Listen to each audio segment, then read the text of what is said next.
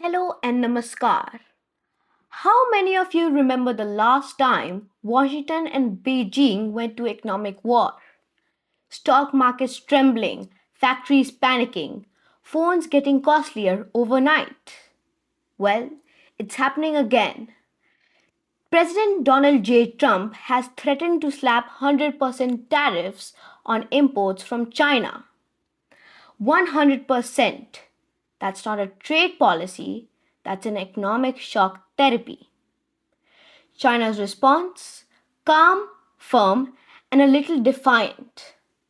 We don't want a tariff war, they said, but we are not afraid of one. That's diplomatic code for try us. Now, why this new flare up?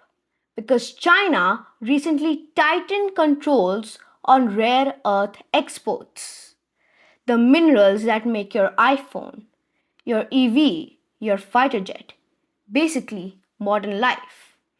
Beijing controls 70% of global mining and 90% of processing.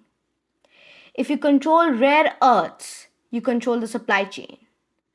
Trump didn't like that. So he went on Truth Social, his online pulpit, writing, "Don't worry about China. It will all be fine. Highly respected President Xi just had a bad moment. 100% tariff is now therapy for bad moment."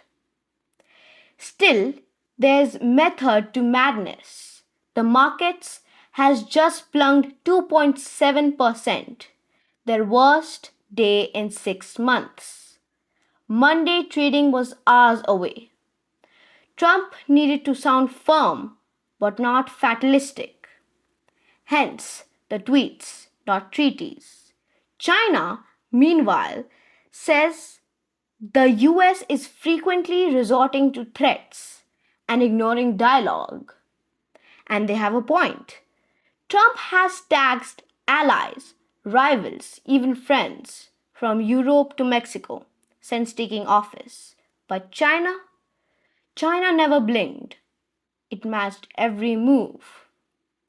Vice President J.D. Vance joined in, calling this a national emergency.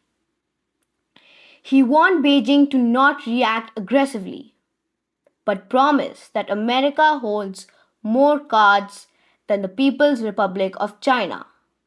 Cards, yes, but who's really dealing the deck? Let's talk numbers. The US depends on China for over 80% of rare earth components.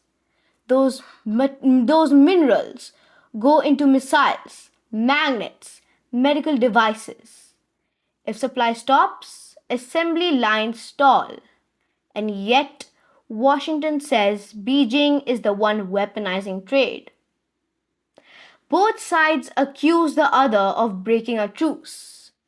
Trump says China is becoming very hostile. Beijing says America is the bully. It's deja vu. 2019 all over again. Tariffs, retaliation, confusion, and collateral damage. So, what happens next? If China retaliates, expect prices to rise, markets to slide, and political rhetoric to explode.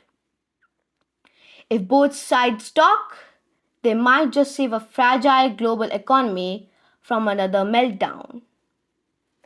But here's the pattern. Every tariff war starts at leverage and ends at loss. Because when two giants fight over who leads the world, the rest of the world ends up paying the bill. Thank you for watching.